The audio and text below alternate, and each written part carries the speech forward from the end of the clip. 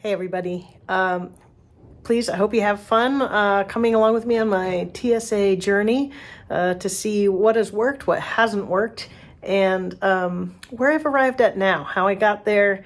I think I've reached my destination as far as this stuff is concerned.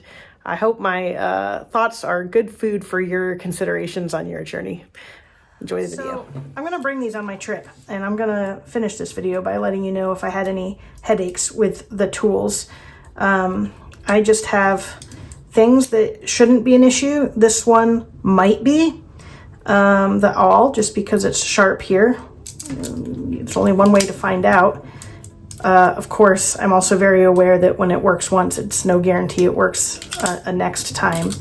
So I'm going to bring that. And if they try to confiscate it from me, I'm going to bring some spacers so I can just pluck out the one tool that they're unhappy about.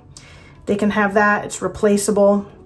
And I'll just put in a spacer so I can continue to use it until I replace the tool. So I think that's one really cool feature about this, is that if TSA has an issue with a particular tool, you don't have to lose your entire expensive assembly. You can just lose out on whatever it cost you for the bit they don't like.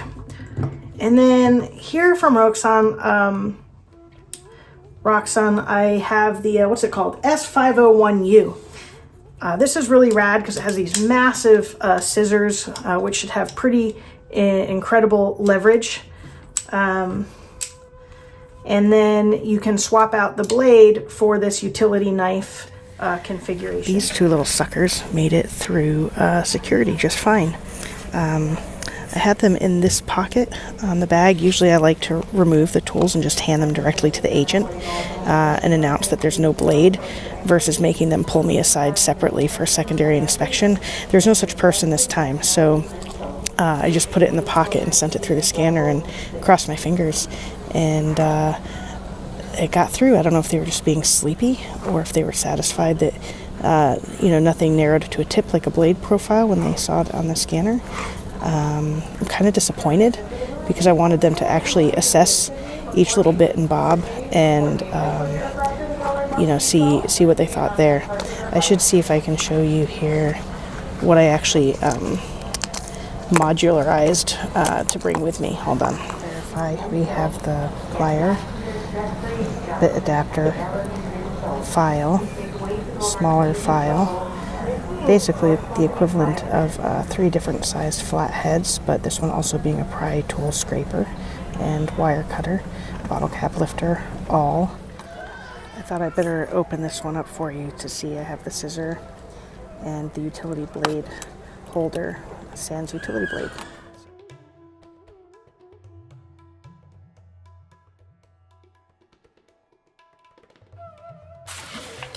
So my excitement was premature. I went to the hardware store and they actually did have 2 sizes of blades. I didn't know which one for this because I'd never bought a blade for it, and I didn't bring the one with me that came with it as a point of reference. But you can see here, if I lift this up and try to slide the blade in, it'll recess until here, which is not far enough for this to lock. It will still close, but it won't lock in place. So I just went through security and they escorted me out after looking at this tool and requiring that I remove these 2. This is too much of a blade for them. This is too much of a blade for them. Luckily, I brought my spacers and just put the spacers in there. Now I can throw these away and go back through security, and they'll be fine with it. They also confiscated the scissors with box cutter, saying that even a box cutter with the blade removed cannot go through security. I said I've done it a million billion times, and they said, too bad, you're not going to do it today. And they said basically a year and a half ago somebody tried to come through with their box cutter and do some harm, so now anything that resembles a box cutter they're unhappy with. Okay, so final thoughts as far as the Roxon option. They have the flex, I think everybody's pretty familiar with it. It's cool in that it's modular and you can switch out tools for different needs related to different use case scenarios, including traveling via airline. With your carry-on bag, you can remove the sharp, pokey tools and be left with something that can clear TSA. So that's cool. What I don't like about it, most of these non-blade options aren't things I'm necessarily going to need, or if I need them, I don't need something on such a large, weighty form factor. Like I probably don't need a big file while I'm traveling. Maybe I want a little Phillips flathead, but it doesn't have to be something involved in such a large package. One other thing I don't like about it is that it absolutely should be expected to gain the scrutiny of the TSA, and they're not going to understand how this lock mechanism works, how this sort of kick to deploy tool option is going to work. And once they've confiscated it, they're not going to let you touch it to show them and be like, hey, here's how you do it. Let me show you that everything's cool. You're going to have to say, hey, I'm not going to touch it. Here, no, this thing down here, you got to put that way. You got to do this way, and so on.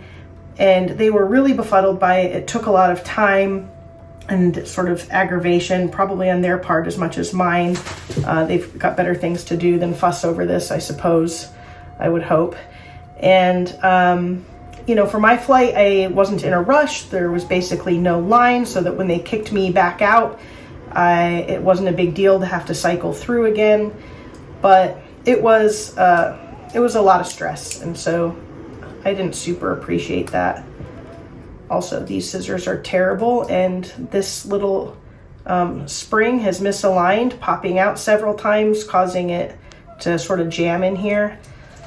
I really am unhappy with this tool. I'm going to sell it. I don't like this play here. I don't like how rickety it is, but that I've discussed in another video. So what do I think is a decent option? I'll discuss in a minute. First, I want to say for the S501U, this will not pass through TSA.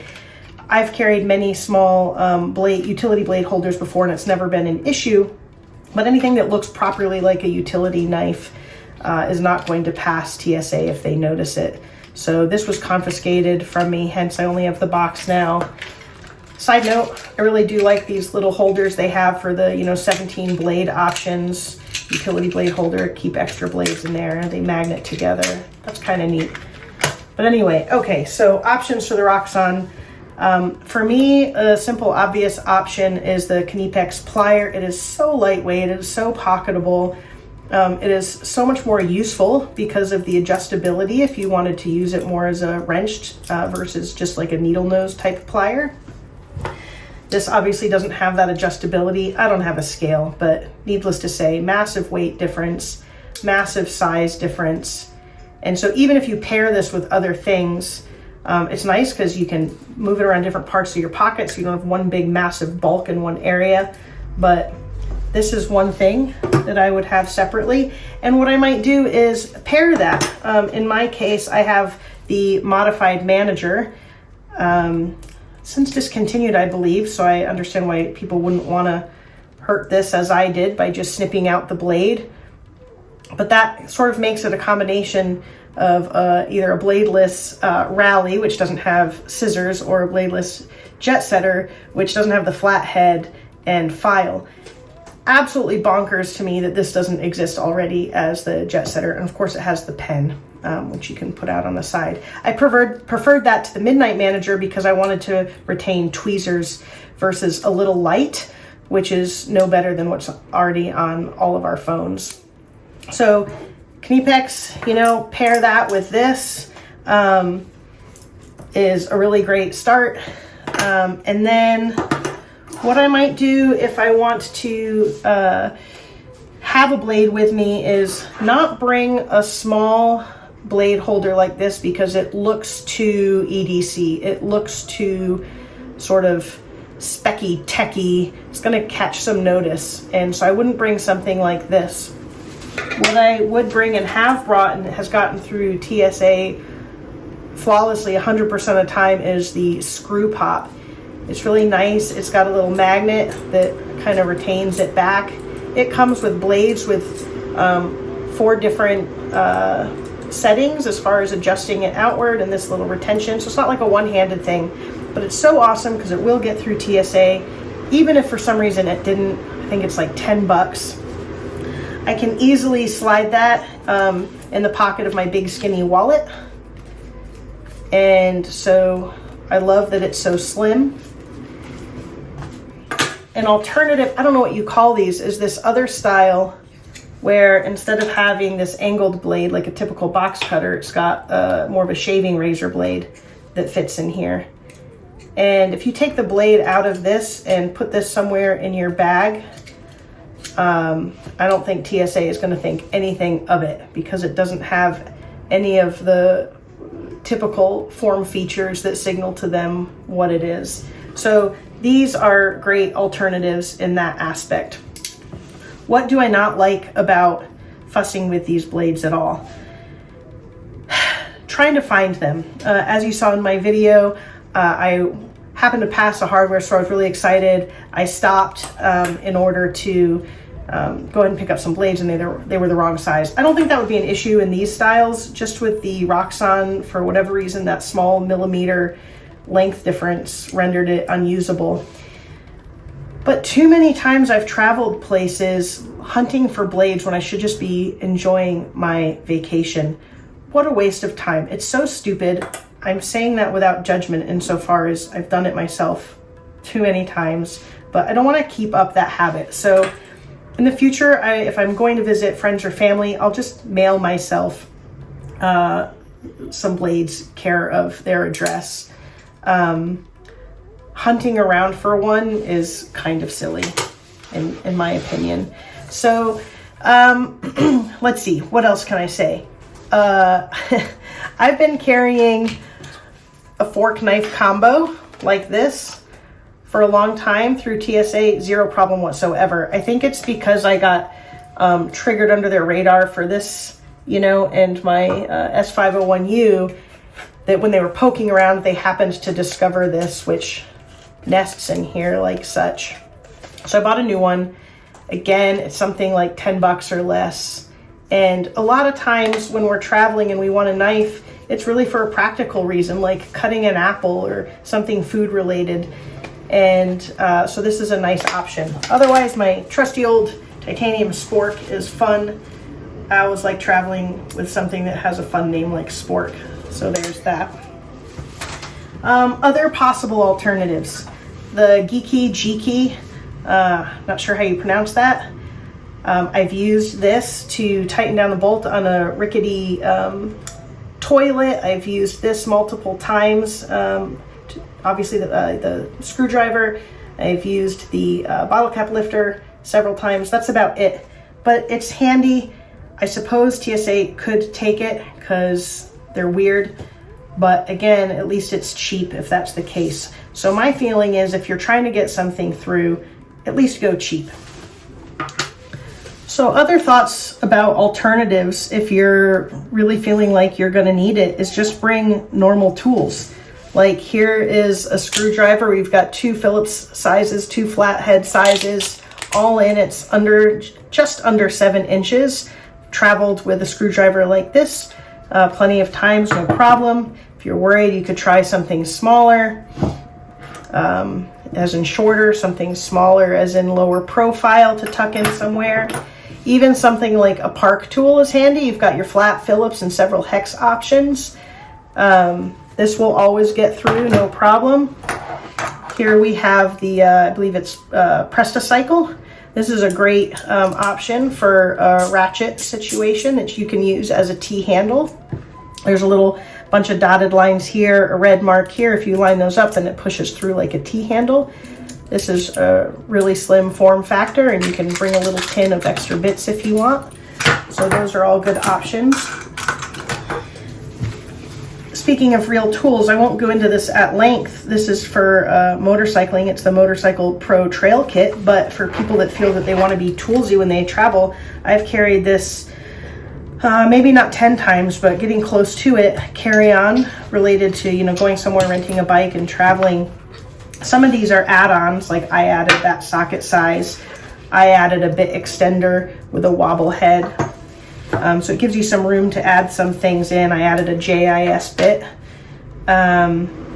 Also that little bit adapter.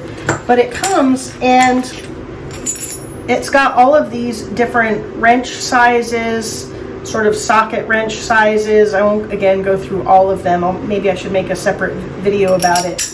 But you can use it like a regular screwdriver as such. You can do this way as a T-handle. Oh, there's another little bit. You can put this on this side. So again, the socket driver. You have different hex sizes, Phillips flats that can be added here. So tons of options. Naturally, bottle cap lifter. So this is great. It gives you a lot of real muscular toolsiness in a small little package. It's not going to be practical for most people, but I don't think it's any more impractical than this if you're carrying it in a bag. So yeah, there's that.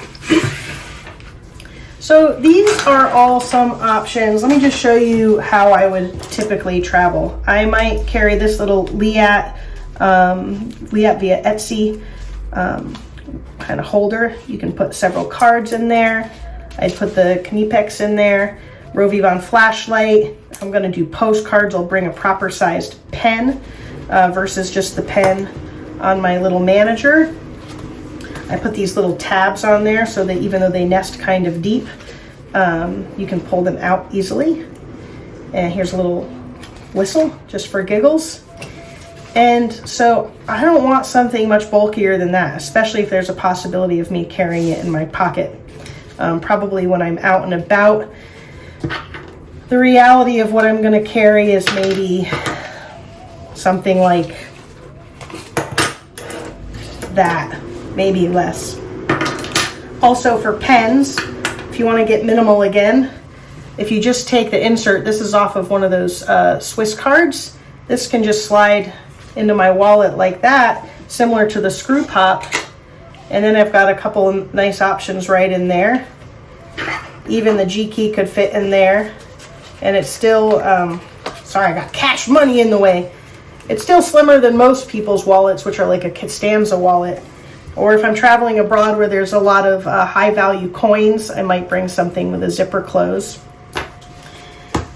This CRKT pen has gotten through TSA. I just put it with the cap on the pokey side, and then they've never thought anything of it, especially if you put it next to a few other pens. In reality, I just wanted to see if that would get through TSA. I don't think I'd bother trying to bring it again. Maybe for security, I would just have my little whistle. So yeah, those are some options. And let me wrap up here in just a sec. So here are some of my final thoughts. I don't like this first one for me, but it might make sense for you. Check your luggage. You can bring whatever you want as far as a blade if it's checked in your bag versus a carry-on. If you have allegiance or some utility to using the same airline often, enjoy a free checked bag with many of these credit card plans. That'll save you the money. I don't like that because you still have to contend with waiting for your luggage. It happens less often now with technology, but you might contend with a lost bag or a delayed bag. Another thing is, I don't know if this has happened to any of you before, but I've had some nice little doodads stolen by baggage handlers out of my bag. And since then, it's basically against my religion to check bags if I can avoid it. But sometimes, like next week, I'll be traveling with a lot of motorcycle gear and I really need to check a bag. In that case, I have a padlock that I will use to help secure the tool, the multi-tool, to my bag. For example, a Swiss Army knife has the little ring on it, and I'll thread that through the padlock and then thread that through like the opening in the head of a zipper pull, just so that it's not easy for them to make off with it. Or maybe I'll zip tie something in there robustly, something so it's not like a quick deal for those folks. I don't know how often it happens, but it happened to me, so I'm pretty non-trusting, shall we say. Another idea is to mail yourself if you're visiting tools or blades. If you're visiting friends or family, that might not apply to people that, if you're traveling for business to a hotel, things like that. But you can often mail yourself something. Even if it's to a hotel, often you can mail yourself something in advance. So I've done that. I really don't like hunting for blades while traveling. I've done it a bunch. It's dumb. I want to be enjoying my vacation, so I don't love that option. So I think my favorite option is mail myself a Swiss Army knife. All day long on eBay, you can get yourself a classic or a 2-layer knife like the Climber, Hiker, Tinker, Spartan for like $14, including shipping. So, maybe $16 with tax. That's what I did for my trip. I mailed myself a Huntsman that looks immaculate. It's used. It's arriving today at my mom's place in New York. $21, including tax. So now I'm just going to leave that one so that anytime I visit my mom, that'll just be there. She offered that I could use hers, but I didn't want to jeopardize losing or messing up hers. I know hers has been with her for something like 30 years. Likewise, when I go visit my sister, I'm just going to mail myself something in advance. Also, it's worth considering if you're going somewhere touristy. A lot of times, places like the Taj Mahal or the Louvre or what have you, a stadium or arena, they're going to have a security checkpoint. So you're not going to be able to carry it around with you anyway, unless you're just putzing around town, because it's going to get confiscated from you. I once just had this little tool outside of, I think it was Saint-Chapelle in Paris, and had to tuck it behind a garbage bin near the checkpoint and hope that it was still there when I got back. And it was. But after that, I decided not to bring it with me through the rest of my trip to Paris because it was just an anxiety or a hassle. Another option is whether you mail a tool to yourself or whether you buy one locally. You can often find just like kind of cheap throwaway knives or multi-tools. Just give it as a gift to somebody before you leave, even if it's not your friend or family. People love that stuff. Here you go. Maybe you'll wake somebody up to this nightmare of EDC addiction. Speaking of which, let's be honest with ourselves. We feel naked without these things, but most of us, all right, at least most of us women haven't been fussing with this for our whole lives. Like for me, I've always appreciated tools and Swiss Army knives, but I didn't start feeling naked without one until a few years ago. Just let yourself travel and feel naked. You probably don't need it. Somehow I survived for, decades without fussing about this while traveling. I think I could still survive now. So be naked, but not afraid without it. And another thought is it really frees you up to not have to deal with potential hassles, delays, or anxiety about something you enjoy carrying getting taken from you at the TSA checkpoint. You just fly through and it's just not something you worry about. So I'm over trying to see what I can get away with. I think I might still try to travel with my screw prop to get a utility blade across if I'm visiting friends or family and I know that I've mailed blades to myself in advance or there's a hardware store really close to where they live. Otherwise, I'm not going to bother. I'm going to mail myself something and, like I said, keep something at my mom's or my sister's or whatever. So those are my thoughts. Let me know how you're coping out there. I feel like my next video might be about EDC and mental health. I spent too much time thinking about this stuff.